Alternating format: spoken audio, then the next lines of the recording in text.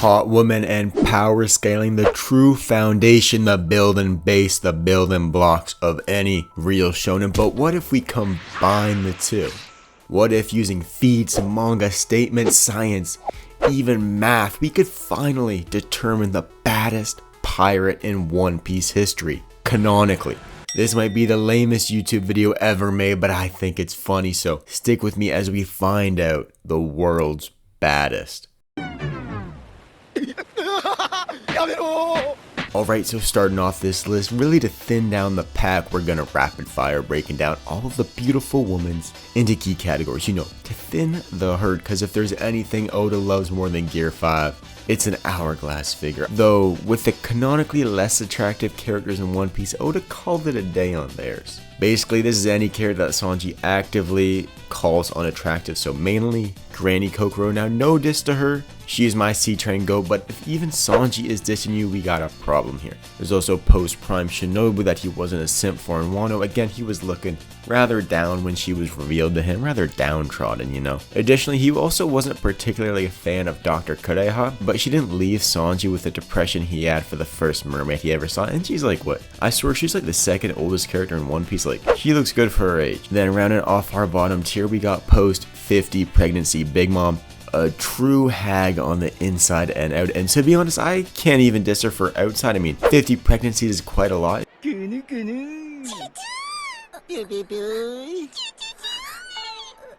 Then I carved out this little tier for women that Sanji didn't go all bloody nose and silly dance for, but still was clearly into them. For example, Cassette, the girl on Whole Cake that one of the EG twins were bullying, and Sanji was like, yo, stop that. We have Some, the geisha that owned Shuji. Now this scene is a little weird because she was coming on a little heavy to Sanji, but Sanji was kind of laid back, chill, I guess it was all business between him, you know what I'm saying? He was at work, he was cooking up. But he didn't actually flirt back with her much. Maybe she reminded him too much of himself, we kind of hates because, all the evil family member nonsense. But yeah, I didn't see any hard eyes for her. And the only other character that Sanji didn't have any true aggression towards, just a middling sense of meh, was Lola, who he rejected to marry. Also, did she ask Chopper, the child animal, to get married?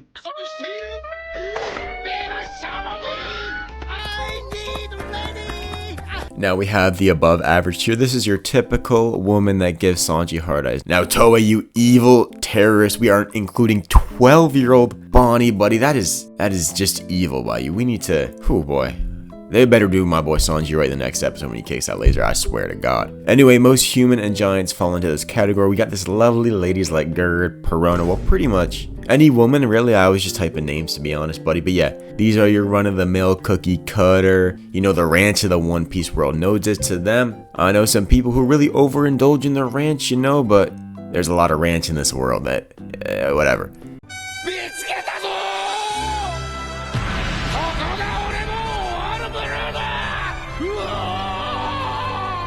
Then above the average woman, we got our high tier, and for this tier, we got it reserved for the mermaids, who are canonically more attractive than humans. We've seen Sanji dream of them. People of One Piece just fantasize over them. Here's the thing about mermaids, they're like the forbidden fruit. There's Juliet, where you want to meet them, but then you remember your dad's gonna be bringing up fishman crime statistics at the dinner table when you bring one home.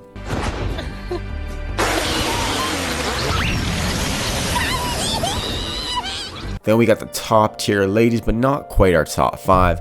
These include people like Robin, who people are always simping for. We got Vivi, who people are always looking their peepers at. Even the ladies are quite partial to Vivi, and I can't blame them, Maybe we'll see that in the live action.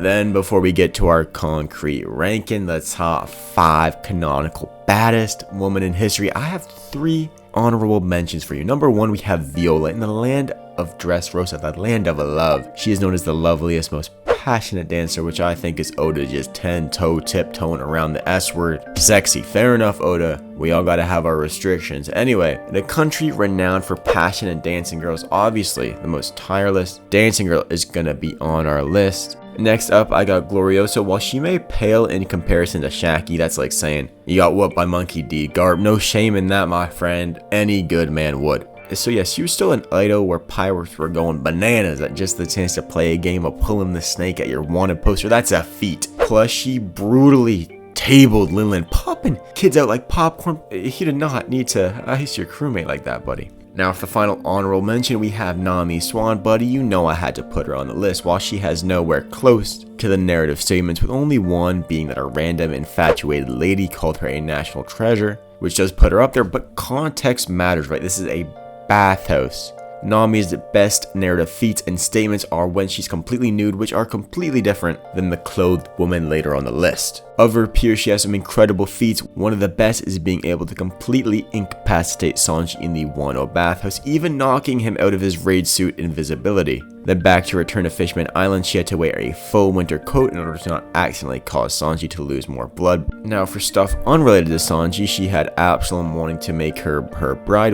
What if Oda? This is just between me and you, but can you not off-screen this dude's death? I wanna get a full chapter, every panel being a different section of this dude just getting Blackbeard just quaking, Dura in him, Shiryu slicing him up, Katarina Devon doing whatever she does. I need to see this dude being bloodied and bruising, black and blue, purple, even if it's any of the colors. I want to see this dude dusted. Oh, and then this is like super brain-breakingly busted, super brain broken. Did marry a Nami cosplayer, so assumedly that would put Nami in the author's top 1 for him, but that is very different than the canon top 5 for me. Oh, I almost forgot. Another honorable mention, the lady who almost killed Sanji in Fishman Island. That is an incredible feat. Like yes, they were getting very up close and personal, but still, almost killing a dude, that's a feat in itself.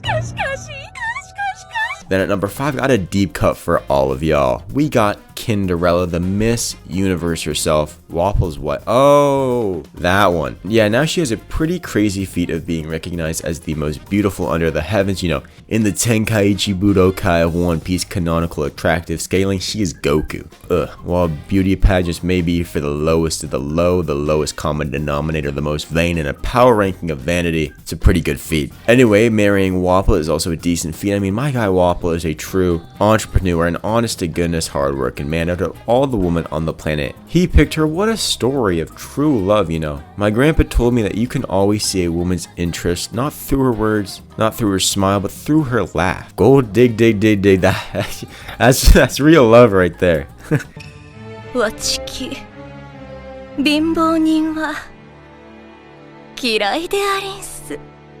Coming in at number 4, I have the treasure of Wano herself, Princess Kozuki Hiyori, the most beautiful clan member of all time, buddy. I'd be shouting that the Korazumi were born to burn too. I'm following her lead. Now I have her at the 4th slot on my list for one key reason. That's because she is only one of 2 women in the entirety of this series to be introduced as the treasure of said land. That is clearly an impressive narrative statement that Oda gave her. She even has a few parallels to Shakky in being into Rayleigh's parallel and obviously the aforementioned treasure title.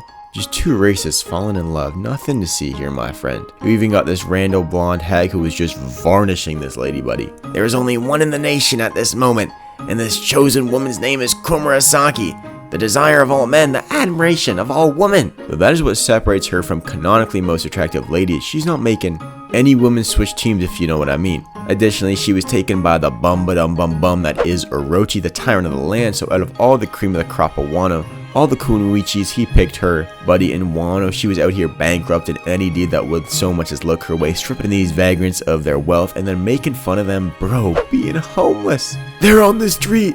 They can't even afford the udon anymore. Then even after de-riching them, she would make them pass out so much they needed a stretcher. Also, this lady's got some sick guitar skills. I mean, that was a banger. Also, this is so completely off topic, but doesn't this face she's making kind of remind you of that one Asian model that was destroyed Twitter discourse for a couple of days?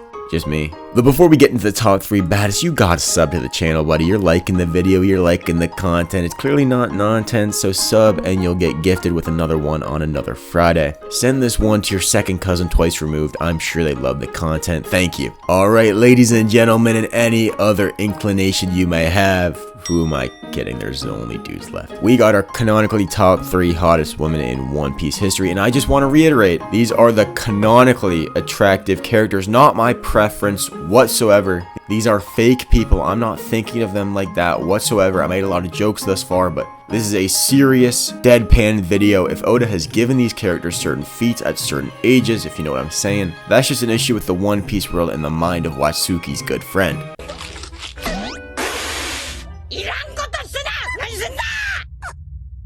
Okay, she does have one of the single best statements in the verse, with Garp saying that either on the surface world or in Marijois, she's seen as just as beautiful as the famed Boa Hancock, who's obviously in our top 3 in terms of power scaling. This is the same as being called Roger's equal or even clashing with Roger.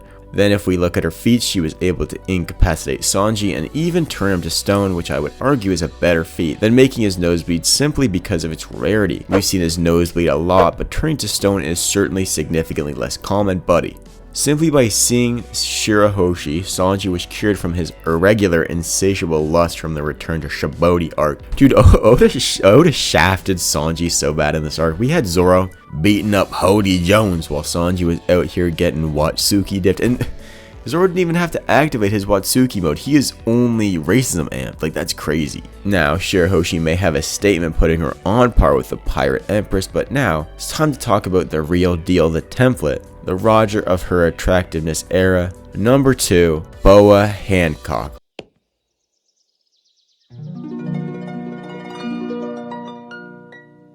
Obviously stated to be the most beautiful lady in all of the land, the most beautiful woman in the world. She has to be at the top of her era. She's the Mihawk of looking fine. And if Oda says this person is this rank, who am I to disagree with him, right?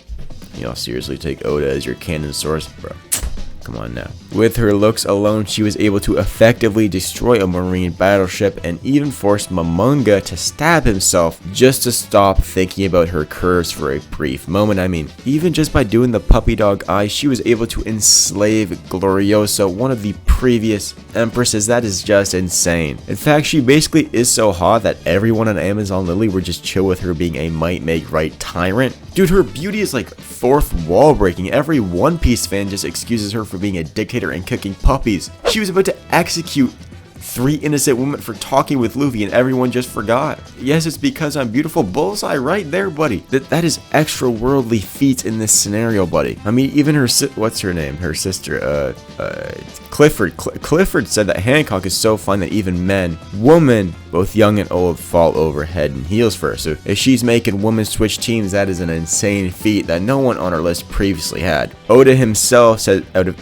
every single character in the manga, the most difficult to draw is Hancock because she had to look the part of the most beautiful woman in the world. Every single chapter, every single panel even.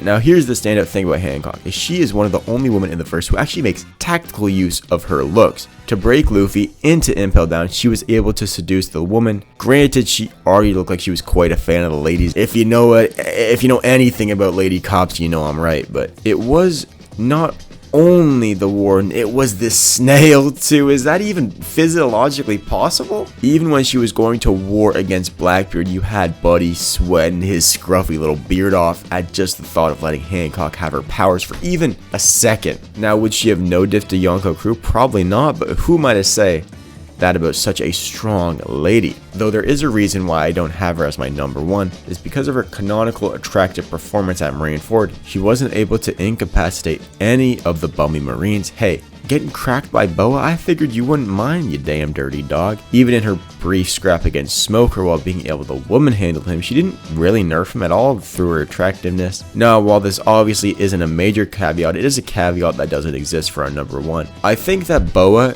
in a vacuum, she could be canonically more attractive than our number 1, but because she's so dangerous with her power, it almost puts that in like the back of your mind where you're constantly thinking about having to deal with that. It's almost to a point where Boa Hancock is like frighteningly attractive.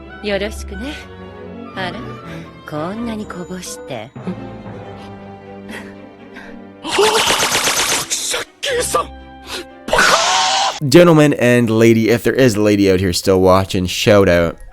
I got Shaku Yako at the top of the podium, making her canonically the most attractive character in One Piece. She has both the statements and the feats. In just the 2 chapters she's been in, she dramatically outscaled Gloriosa, who, if we were making my personal list, she would top it. Man, there's probably a joke there somewhere. I don't know if I want to say it though. Anyway, when comparing Gloriosa to Shakky, we see that Shakky is dramatically higher than Gloriosa. During her prime, she was even able to take out both Scapper Gabon and Mr. Goldie Roger himself, even completely flustering her future husband in Silver Israeli. And man, what an awful husband he is. Okay, time. I've been keeping this within me. Time for the Rayleigh hate section. You got the canonical baddest pirate of all time who aged better than fine. Why she aged like that one dude on YouTube 14 years ago talking about investing in crypto back in the 2010s. Even as a drug addicted smoker, she still looks like that at what, 60? Then Rayleigh is out here cheating on her with little girls, buddy. Whoa! Whew. Okay, I cooled off. Back to Shakky. She was one of, if not the main catalyst for the God Valley, even being referred to as the Treasure of Hachinosu, which was at the time likely the most bootyful island of the era. She even opened up a bar on that island in a day because of how quickly people built it for her. Shakuyaku, the former pirate empress, even bent the knee of Roxy Zebek, Edward Newgate, Golden Lion Shiki, Captain John, Silver Axe, and Don Marlon, the gangster of the blue. That is insane. Strongest people we've seen Hancock bend over is assumedly Blackbeard. So for the reason of Shakky having both the feats and narrative backing her up, she is canonically the baddest pirate in history. Yeah, so that's the video. If you thought the gimmick was funny, if you enjoy this color of mental illness, let me know by subbing, like and commenting, your baddest lovely lady, all the fun stuff. See ya.